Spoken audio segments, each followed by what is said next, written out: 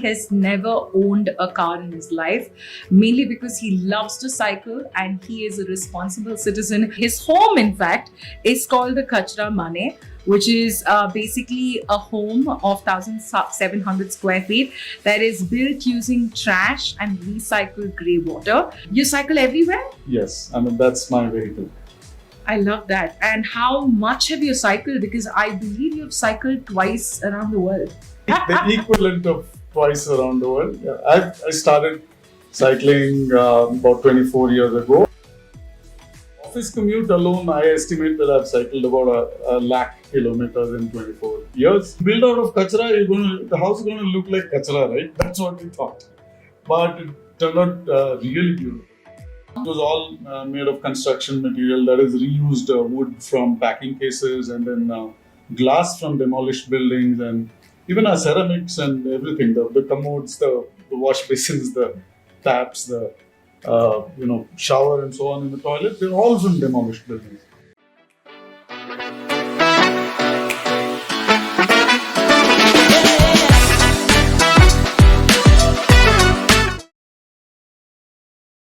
This is me, Jane, on the BreakFree India podcast. Today we have Mr. Dasarathi with us. I'm just going to call him Das. Is that okay? Das is fine. Yeah. All right. I love the energy of this man because he has never owned a car in his life, mainly because he loves to cycle and he is a responsible citizen. Everything is about sustainability. His home, in fact, is called the Kachra Mane, which is basically a home of 1,700 square feet that is built using trash and recycled grey water. It is executed brilliantly by award-winning architects Vijay and Dimple. But I've seen pictures of the home. I love the idea of what you do. Sustainability is the buzzword of 2024. And that is why you're on the show. Thanks so much, Das, for joining us. Good day and welcome to the BreakFree India podcast. Thank you for having me on the show. I love it that you actually literally cycled your way. I see your cycle outside our studio. Right. You cycle everywhere? Yes, I mean, that's my vehicle. I love that. And how much have you cycled? Because I believe you've cycled twice around the world. No, I'm going, the equivalent of twice around the world. Yeah, I started cycling about 24 years ago. I stopped using my car then. So it's been mostly my bicycle and a little bit of public transport. So my office commute alone, I estimate that I've cycled about a lakh kilometers in 24 years. So that's twice the circumference of the earth. That's a lakh square kilometers. A lakh kilometers just to the office. I mean, I cycle everywhere else too. I don't know how much that was. And that's a lovely thing because, today it was raining outside and I saw Mr. Dasarathi just a little bit drenched, but he carries an extra t-shirt and carries no shame because he just walks to the side, changes his t-shirt and walks in with a big bright smile. Yeah. I love that. This podcast is called BreakFree India Podcast. So the first question I want to ask you is, I was talking to my boss, Mr. Sanoj, and he told me, you have to meet Das because his house is literally made from trash and it's the most sustainable home you'll be in. Where did the idea come? What does the house look like? Give us a mental image. When we as in I and my family, we decided that we're gonna get a house built on top of what was an old 35-year-old house. So this was the first and the second floors that we built. The earlier one stays as it is. So we said we're not the construction industry, there is no concept of recycle, reuse, reduce, nothing. So but we are going to build in such a way that we cause as little destruction as possible to the environment. So that was the whole idea. And we said also we weren't we said let's reduce the cost. What's the point of spending massive amounts of money on something that's going to start depreciating from the next day? So that's what we did. And You got covered by various, newspapers and magazines across the country because it's very, very unique. Because whenever we build homes, we're only looking at, okay, how to make this house as modern as possible. But you've gone into making a beautiful house that is also sustainable. Is there one part of the house that even today stands out for you? The whole house. So yeah, the story is that when we built the house, we just built it for ourselves. It wasn't to impress people, to impress friends and relatives and say, okay, this is, and we really, because it was all made of construction material that is reused wood from packing cases and then glass from demolished buildings and even our ceramics and everything, the commodes, the wash basins, the taps, the shower and so on in the toilet, they're all from demolished buildings. So, I mean, we never thought that it would turn out beautiful. You build out of kachra, the house is going to look like kachra, right? That's what we thought. But it turned out really beautiful. And, some journalist friend of mine came and saw the house, and then some TV channel she used to work for. And she said, it's so beautiful, can I cover this? And if you built it this way and it turned out so beautifully. I said, yeah, fine, go ahead. And that became a big thing, and now it's kind of an icon of sustainable construction countrywide. A lot of people come to, see it and copy things from it. So, That's wonderful. Has it, increased your, penchant to go out there and do something more sustainable in life, whether it's real estate or at the workplace or, in general? Have you been more conscious that way? but yeah, in this case, I've got two passions in life, or trips in life. One is sustainable construction, and one is sustainable transport. And of course, our own daily living is also we do a lot of things to live sustainably. But I have been trying to promote this thing because we practiced and then we preach. I mean, as a family, we do that. And I am preaching a lot. I've got a big mouth also, so that helps. That's lovely. I mean, we need more people like you who are actually spreading the consciousness of sustainability in general. Here's an interesting fact for you. Did you know that cycling just 10 kilometers every day can cut your carbon footprint by 1.5 tons annually? This is something that I read up on the internet, and you are an advocate of sustainable transport yourself. This one simple habit of cycling everywhere in a city that may not be very friendly for cyclists as well, how do you think you would encourage any young person watching this to also do the same? Well, so firstly, I'm 64 years old. So if you're saying, I mean, any young is like, even if you're 63, you're young, right? So you better, start doing something. There's no excuse. I cycle, my home to office is 13 kilometers each way. One way. So that's 26 kilometers a day I cycle, commuting to work alone, plus various other places, weekends and so on. It's not really a problem. It's, on a bicycle, you know your limits, right? You know your speed limit. You can't be, most roads, you're not like, your average speed would be about maybe 15, 20 kilometers per hour. And you stick to the extreme left, you're safe, no problems. And for me, it's like yoga, really. It's, cycling is, constant repetitive activity. I get very irritated when I drive a car. But on a bicycle, that's not there. And a lot of my, ideas come when I'm cycling, actually. Like, I've got,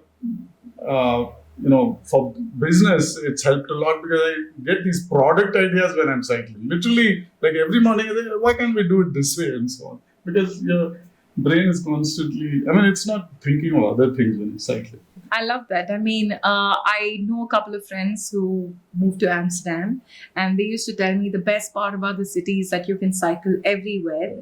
And have you ever been to other cities and enjoyed cycling more than, say, in India? Yeah, I've been in Amsterdam itself and cities in Netherlands like Hilversum and so on. So far more cycling friendly. Yes. That's lovely. But even in Bangalore, the fact that you've done it for so many years, I mean, kudos. And I also like that you said you're 64 years young. I think to everybody watching this, it's very important to understand that honestly, age is just a number when it comes to practices in life, whether it's discipline or sustainability. Do you agree with this? Because you've been doing this for so many years and you're still so like actively endorsing it. Absolutely. I mean, the extreme, some of the people who inspire me, there's this gentleman in Bangalore who's 89 years old and still cycles 60 kilometers a day. 60 kilometers a day. My 30 kilometers, nothing compared to, He's and my 64 89? years, 89. Wow. And which area of Bangalore is he in? He lives in JP Nagar and I've been cycling 20, 25 years now. He ran up the Burj Khalifa in Dubai as a man. Wow. I mean, there's some stunning people with respect to their inspirational fitness levels. I guess it's a habit of consistency, like doing it every day. It's a lot to do with the mind also. You know, a lot of people, we just say, oh man, a lot of people, I tell them I'm cycling, 26 kilometers a day? I mean, I can't do that. Okay, fine. You start with 5 kilometers. 5 kilometers you can easily do. Next week it becomes 6, 7. It's just a mental thing, It's a block. I can't do this. But try doing it.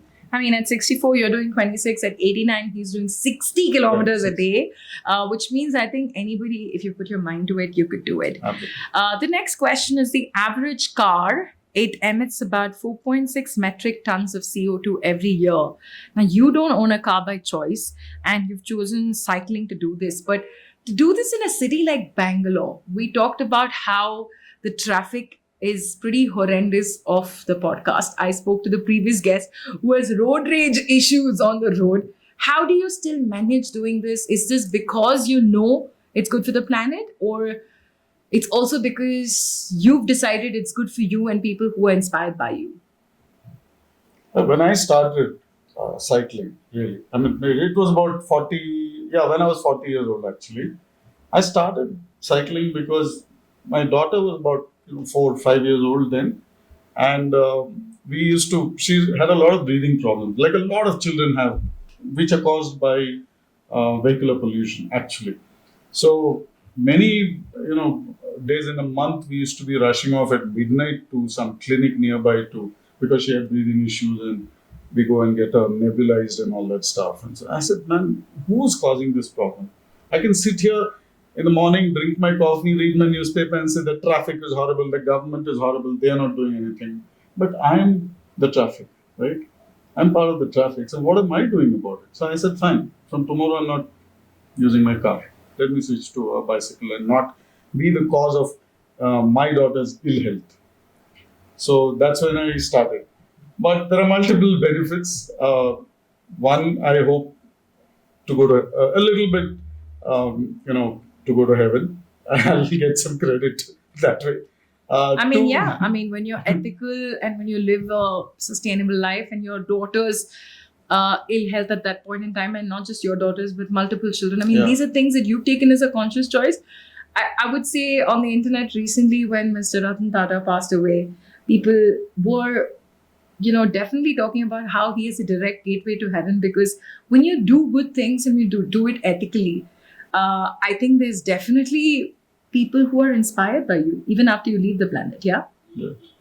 Yeah, that is sure. I would consider myself like the grandfather of the cycling movement in Bangalore, because I started when nobody was cycling. It was considered seriously infra big, but even at that time, I was the head of. I was an entrepreneur. I was the head of my company and so on. And I was actually doing it, very quietly. I wasn't making a big noise about it till some newspaper person found out, and then it became a big thing in the newspaper. But then I got a lot of calls from colleagues who were heads of other companies in my area, and they said, "Man, we read that and it's very nice." I said, "Okay, now I can come out and really be an open out there cyclist." I love that. I mean, as a cyclist and then as a man who decided with your family that you will have a house that is just built out of kachra, everything that you've done is something that you've done thinking about it consciously. Do you think at the end of the day, a conscious mindset is what is important when you want to live a better life that makes the planet a better place? Absolutely. And what can what can everybody needs to think, what can I as an individual do? So the one thing I can do is, oh, I can't do everything, and so I'll do nothing. Like, simple thing like throwing a piece of paper on the road. I can say, oh, everybody is doing it, and see, there's so much, garbage around. So my little piece of paper makes no difference. So I can think that way, or I can say, yeah, my little piece of paper is one little piece of paper, and if everybody does the same thing that I'm doing, there won't be any pieces of paper on the road. So, which way do we think? So it is a very conscious uh,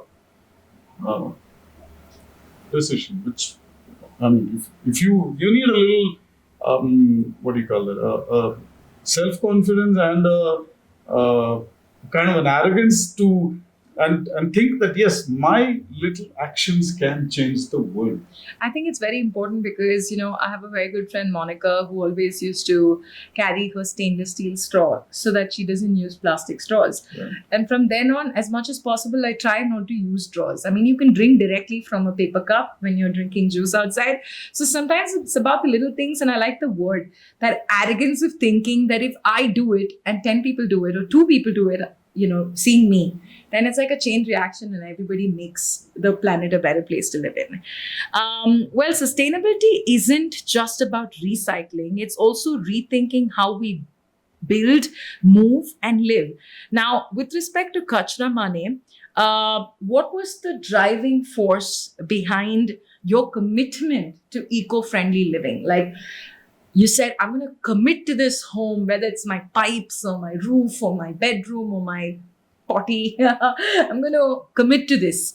Did that come out of somewhere? Like, where did that come from? The first thing is to, as a family, each of us has our little, idea in the house. So, like my wife said, I just want a whole lot of sunlight. Why do we even have windows? Why do we have walls? Let's have windows with glass everywhere. So we just had that. And then we said, why do we need all these, steel bars on the thing? Why are we so scared of, getting robbed? So let's dispense with that. There's nothing here which, people can steal. So that. And so a lot of these things. And the first thing is you again have the self-confidence to say, okay, I'm building for myself. I don't care what other people think. And, they have this thing of Griha Pravesham or housewarming. That is where you show off your house. We said we're not doing that. We don't want to show off our house. We don't know how this is going to turn out. But we're going to be happy living in it. Because we think that we have built with least environmental destruction. So that's where the thing. And every little thing we said, like you said, the rethink is what we really did. A lot of rethink and reuse and reduce. Then recycle there, because recycling would involve chemical or physical means of changing some material into some other form. But a lot of rethink was there. I love that. And did you have to work with your architects? Do people who are watching this say who want to build their own home that is built from kachra, do they have to work very closely with good architects? With sensible architects, yes. With who are willing to think differently, definitely, because we're using new kind of materials. Like our whole roof was, it is bamboo roof. It's bamboo corrugated sheet. We don't have any RCC roof at all. So that requires some amount of rethinking and being able to take risks. Some of the things may fail. Well, a bamboo roof, does that mean the whole house is cooler in general? Absolutely. Yeah? Yeah. Because see what happens, an RCC roof, it's maybe 6 inches thick, right? And it is the whole day it's trapping heat. And night it releases the heat. So in summer you'll find that you can't sleep on the topmost floor. It's very hot. But the bamboo roof is just about 6 millimeters thick. So it doesn't trap any heat at all. That's wonderful. I mean, so overall, you've thought about how cool the house is, how green the house is, how sustainable it is. So overall, it's like a thing that you've thought through. Did you know that by 2050, 70% of the world's population will live in cities? Now, urbanization is on the rise. Real estate everywhere is at an all-time high with cities like Bangalore and Bombay and Delhi. The prices are skyrocketing as well. With so many people living in cities and not wanting to move back to their hometowns, how is this going to work in terms of sustainable real estate becoming the new buzzword? Do you think more real estate companies have to look at this as well? Absolutely. Not only real estate companies have to look at it, the government must make it mandatory that the real estate and all construction must use this much of reduce and reuse, and certainly ban a lot of construction materials that are used today. Like, I don't see the need for glazed tiles, for example. They're just an aesthetic thing which require a huge amount of energy to manufacture, energy and materials and mining to manufacture. So things like that. Just reduce your consumption of material.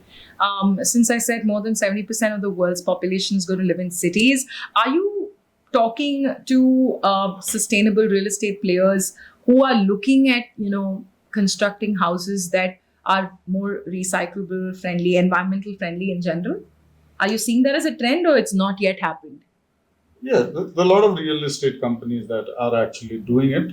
And in fact, so like I said, so over the past 10 odd years that our house has been in existence, there are a lot of there are a lot of architects who come and see the house.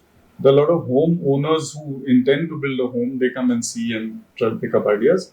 Three, there are a lot of students from architecture and civil engineering colleges who come in. They're doing projects here on various aspects of this. So there is a lot of interest in that. That's lovely. Less than 1% of the world's water is fresh and usable.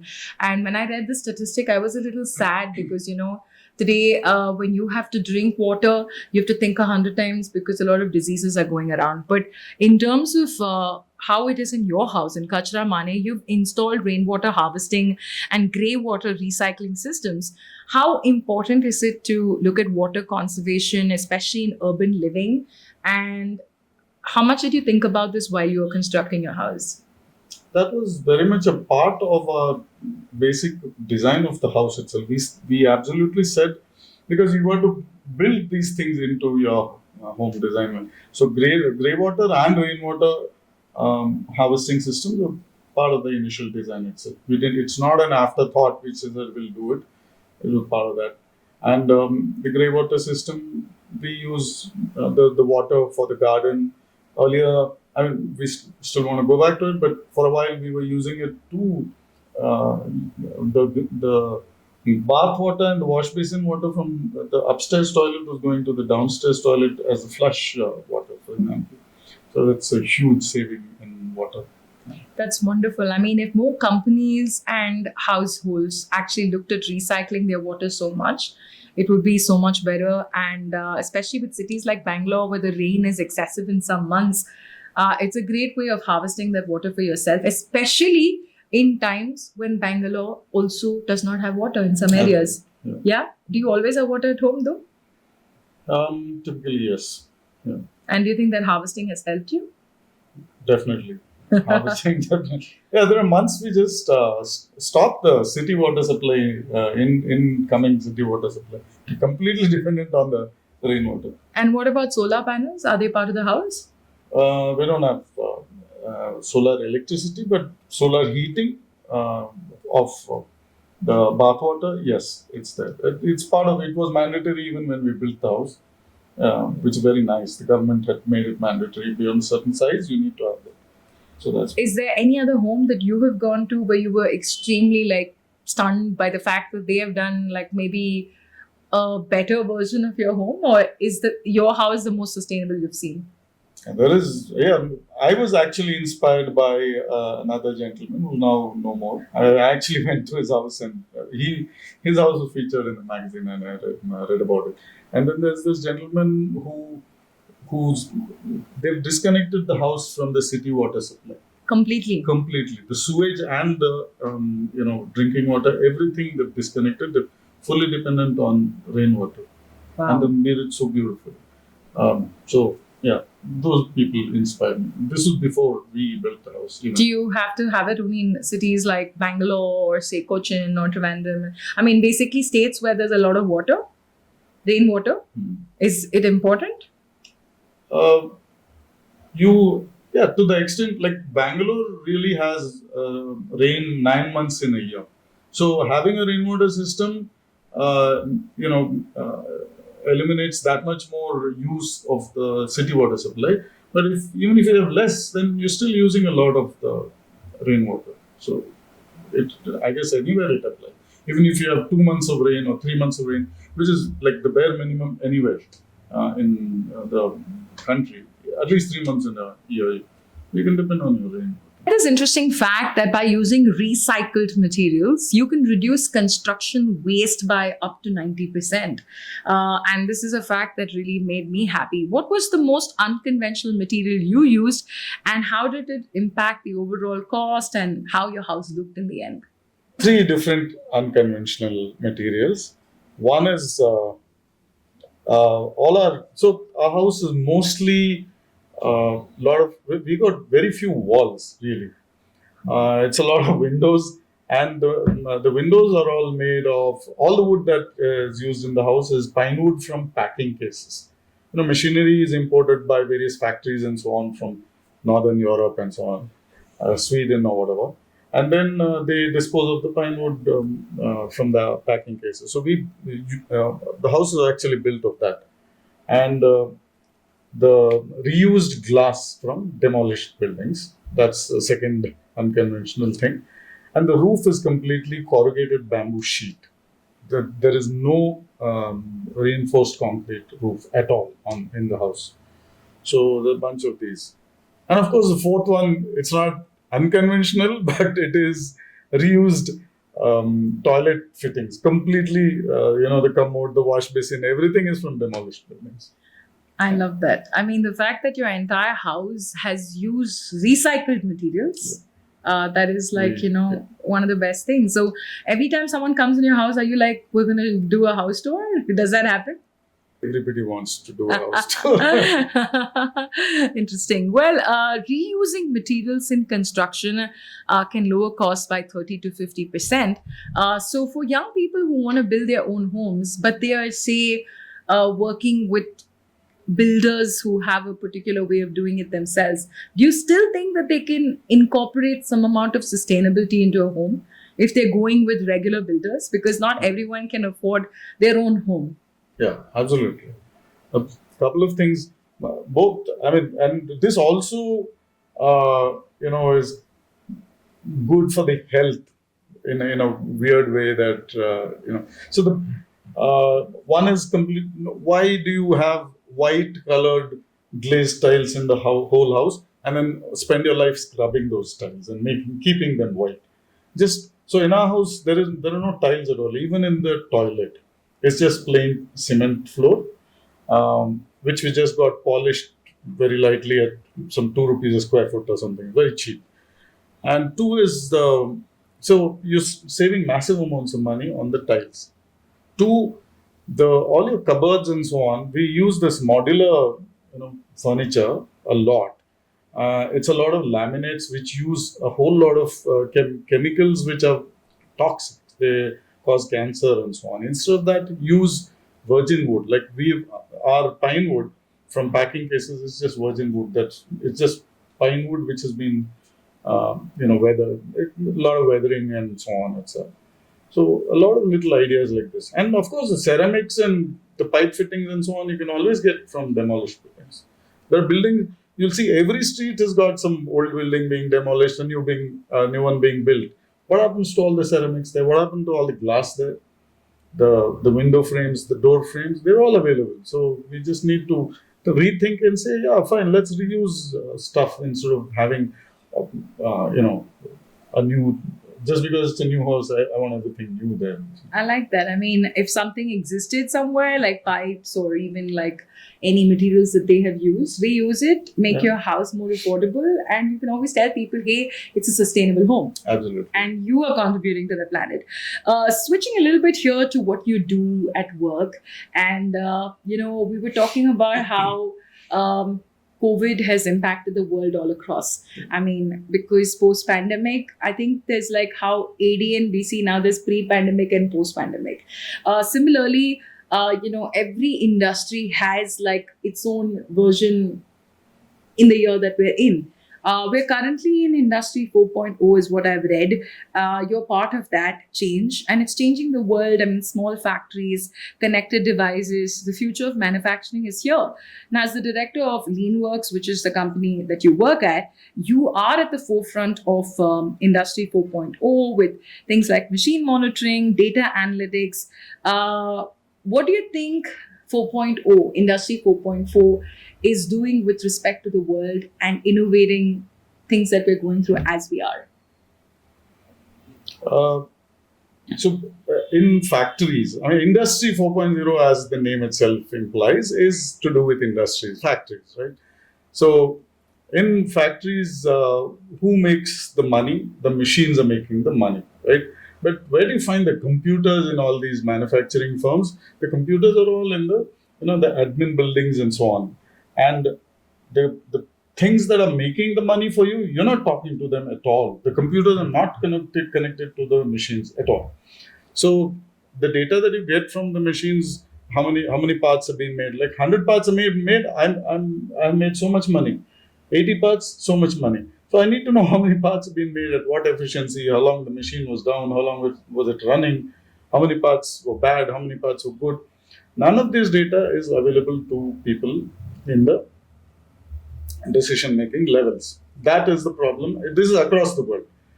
But Industry 4.0, what it really does is connects your computers to the machines. It's a big name. It's a lot of, it's a buzzword that's used a lot, misused a lot. But what it essentially means is computers talking to the machines directly through, internet, which is what we call Internet of Things. IoT. IoT. I mean, this also uses IoT. This is a thing which uses internet. And I'm a person who uses internet. You could call this IOP, what the internet that I use is IOP, like emails and browsing and stuff. And this is the thing that is using the internet. So you got devices on the machines that send data straight to the cloud. Cloud again it's a simple thing which, like, when I'm watching a movie on Netflix or my banking, all that is on the cloud. So IoT is just this. It massively improves the productivity of your manufacturing shop floor and the profitability, because you're getting accurate data instantly from the machines. That's all it is. Well, you broke it down for us, and I love that. And the reason I'm asking you these questions, though it's not part of the original podcast idea of sustainability, is just to understand where Industry 4.0 is taking us. Did some more reading, and I found out that the global Industry 4.0 market is expected to reach $377 billion by 2025, which we're already in. I'm not sure if we've clocked those numbers yet. But how exactly, in simple terms, is Industry 4.0 going to transform industries across the board? So, what is happening? The industry is typically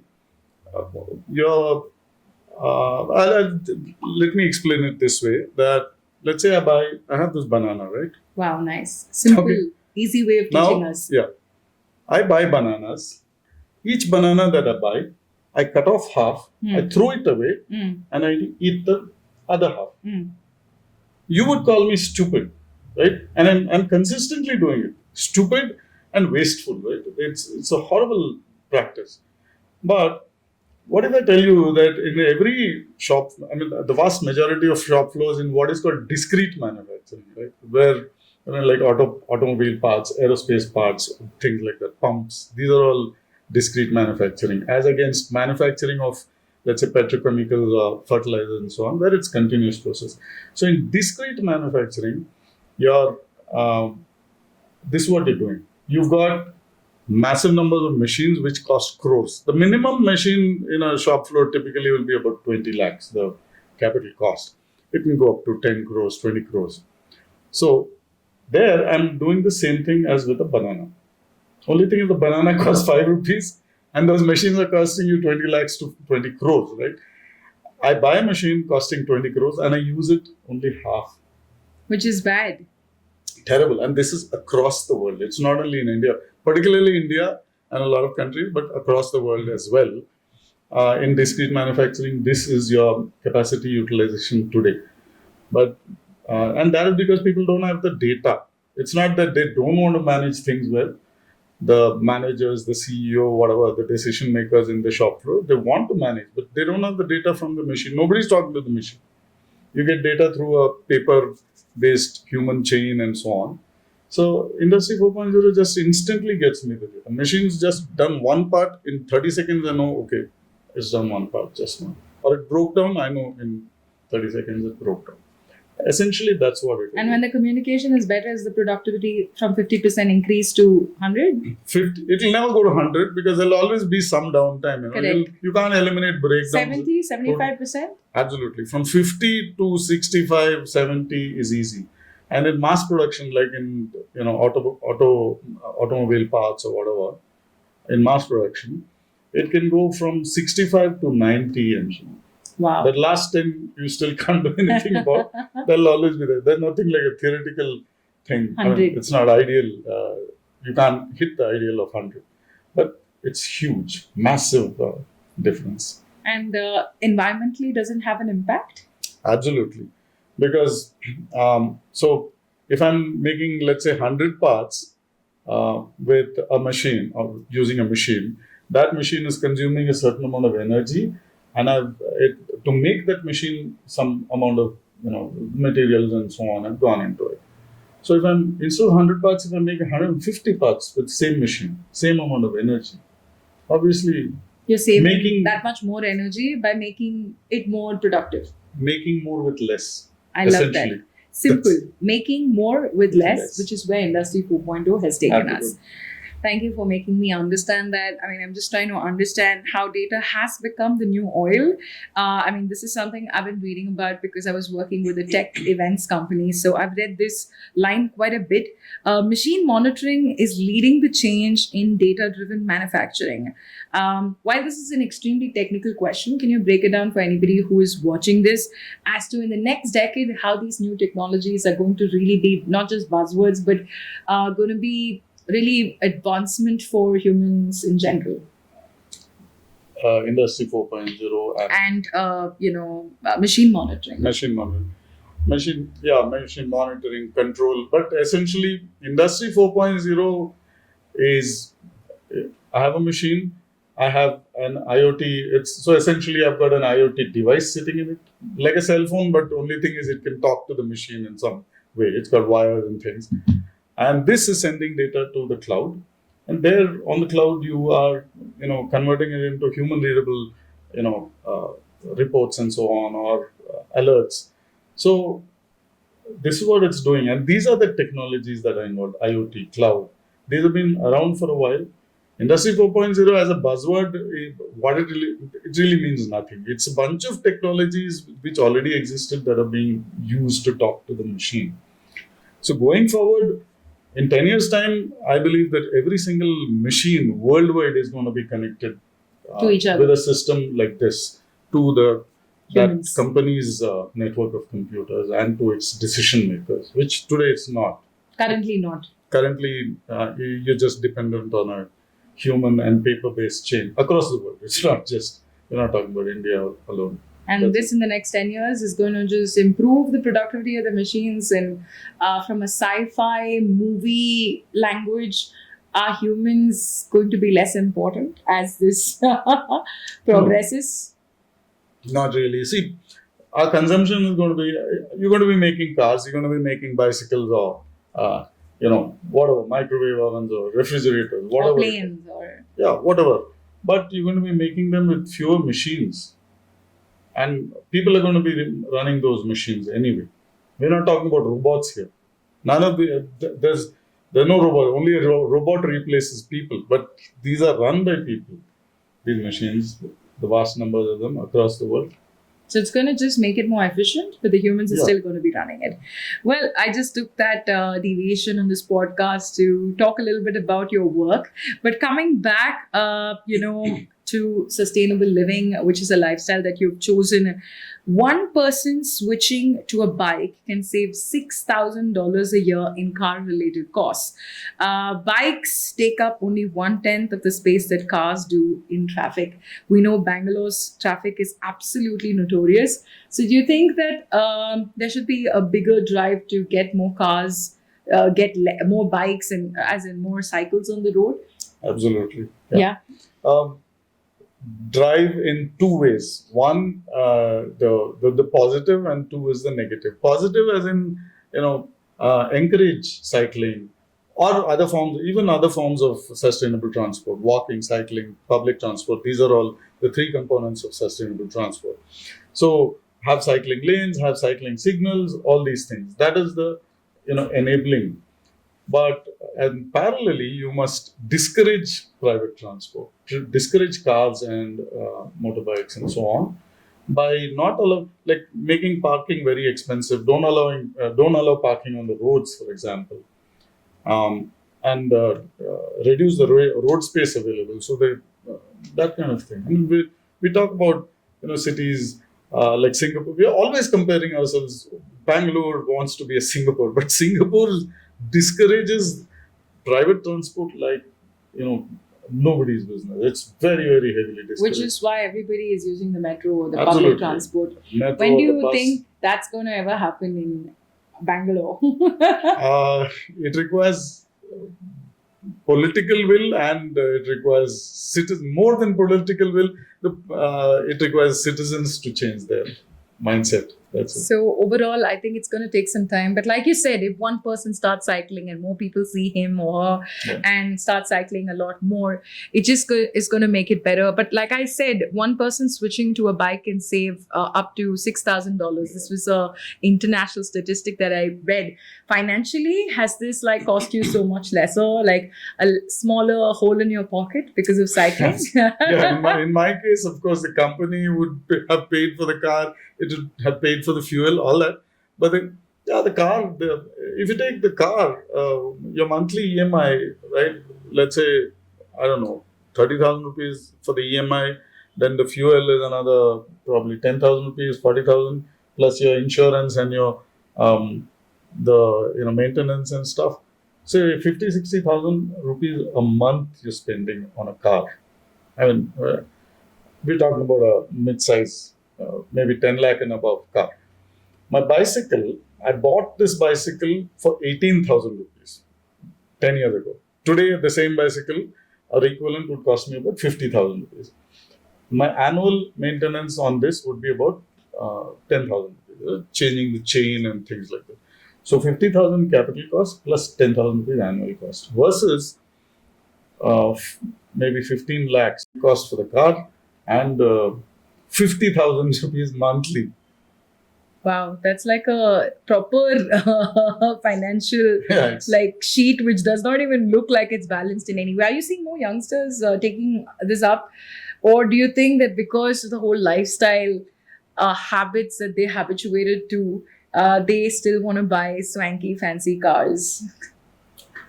I think a lot of people are switching to bicycles. It is becoming a cool thing to do, to cycle. And particularly after COVID, because of the lockdown and so on, lots of people actually bought bicycles and started cycling around. And that habit, to some extent, I think continues. So it's a nice thing that's happening. Yeah, I see a lot of young people saying that they want to cycle and they have fancy cycles these days as well, right? And I think the good part is that even though we don't have proper dedicated cycling tracks, most cycles come with neon strips, so you can easily see and locate and identify them. But yeah, more so in the greener areas of Bangalore, like if you want to go to a Cubbon suddenly one day and just cycle around the park, it is a good feeling to see the city when you're walking or you're cycling. I feel that. And in fact, for me, one of my most enduring memories of cycling on the road to my office is I'm cycling and there's this busload of children, must be like junior school level children, all look back and they're waving, the whole bus of children shouting and waving at me. And I've just inspired a bunch of children to not buy a bicycle, to not buy a motorbike or a car when they grow up. They think, okay, it's cool to cycle. An adult is cycling and he's looking cool with some weird helmet and all that stuff. So That's nice. I mean, a whole bunch of kids have said, okay, I'm going to cycle to my school or, cycle to work later on when I grow up. I think with the younger generation, it's about making things cool. And since you are someone at 64 who's doing it, have your kids or grandkids or nieces or nephews taken up cycling after you? Yeah. My wife cycles. My daughter, who's now, she's a lawyer and she's about 29 years old. She cycles around a little bit. More importantly, she does not have a car. She doesn't know how to drive a car. She doesn't have a two-wheeler, doesn't know how to ride a two-wheeler. And she solely depends on, and she lives in Delhi. She takes the metro or the auto. So it's completely public transport or walking. So she is fully sustainable transport. I love that. On an average, people spend 6 months of their lives stuck in traffic. Yeah. Has cycling helped you deal with Bangalore's really terrible traffic? Yes. I don't have that stress at all. One of the things a cyclist can do is to break a lot of laws on the road. If there's a traffic jam, I just get onto the footpath and I become a pedestrian with my bicycle. So every cyclist does that. Yeah. So that's a good thing. You actually do not suffer from Bangalore's traffic curse. I don't. Mostly. Do you feel happy when you're just cruising past and cars are stuck? You're like, bye. Absolutely. Not only jam. See, what happens is there's a traffic junction literally every half a kilometer. So even if a car is speeding at 50 kilometers, 60 kilometers per hour, between those, I have met that car here and I've said hi. And then half a kilometer later, that car has gone and stopped because there's a traffic signal for 180 seconds. That's 3 minutes. So I go and say hi again. So every signal I'm meeting the people. Which is the good part. Sustainability, I read about this, is not really a trend, it's a necessity. And a lot of people today are consciously thinking about it, teaching their kids about it in schools. Young adults are looking at a sustainable living in terms of, saying no to fast fashion, saying no to driving cars every single day. Even if they do have cars, they try and limit it by, say, walking or using public transport or cycling like you. Do you think that, someone who's built both a career and a home around sustainability, you have a piece of advice for young people to start taking up sustainability today? How do they do it? So the first thing is the one thought that should be in your head, that should not be in your head, is I can't fix everything, so I will fix nothing. Start fixing. Just start very small. Sustainable transport, for example. Every week, just use 1 kilometer of public transport. Just use the public transport or cycling or sustainable transport. Walk or cycle or use public transport for just 1 kilometer this week. Maybe next week, just increase it to 2 kilometers, right? Every day, someone in Bangalore going across the city is probably, traveling 30 kilometers. So maybe 150, 200 kilometers a week. 200 kilometers, can't you do just 1 kilometer of sustainable? Do it. And second, so that is on the transport thing. But at home, you can do a lot of things. For example, I always wear black t-shirts. I'm notorious in my friend circle. Oh, if I get invited to their home for dinner, please don't wear a black t-shirt. But I always do this because I don't use detergent at all. Zero detergent at home.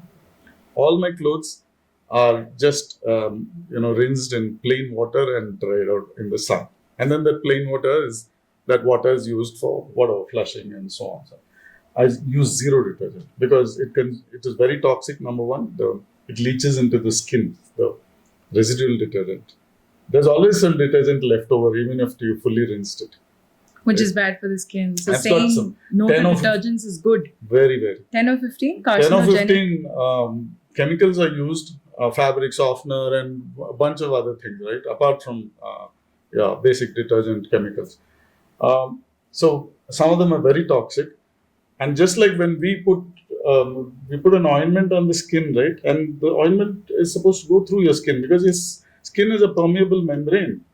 So any chemical on the skin will go through into your bloodstream.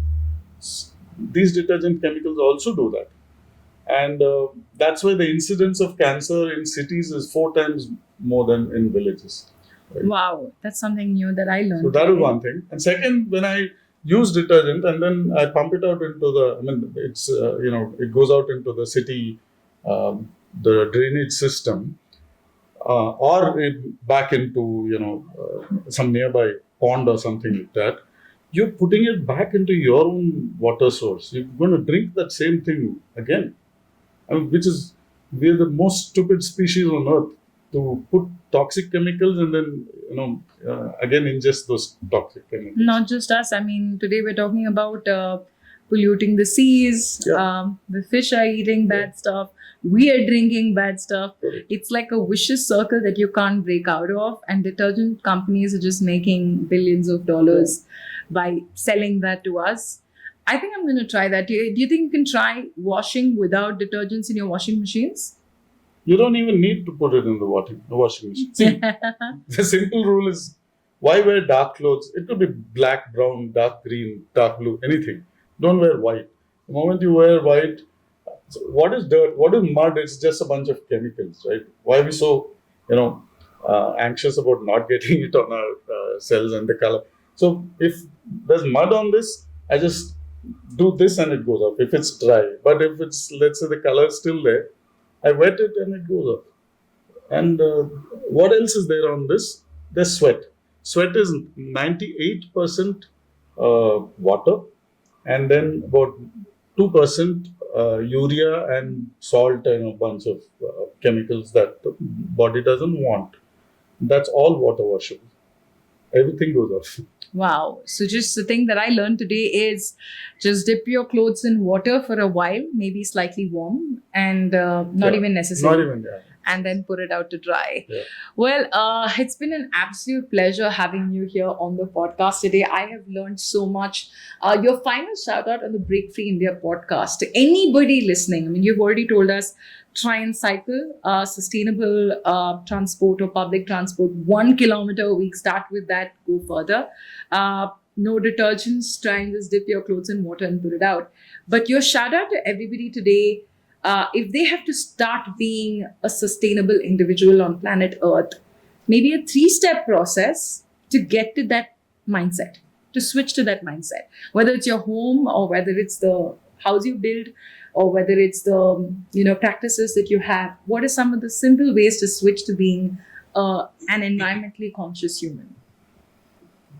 On the way, when you go to your neighboring grocery shop 1 kilometer away, walk bicycle and start cycling to that place.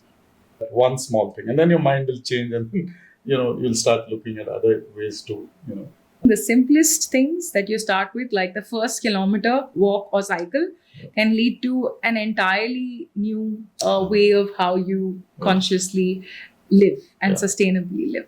Well, I really want to come to Kachra Mane someday and have a house tour, Yes. but it's been an absolute pleasure. At 64, you doing around 26 kilometers every day is like a huge thumbs up. Well, I'm definitely going to try and pick up a cycle and start cycling.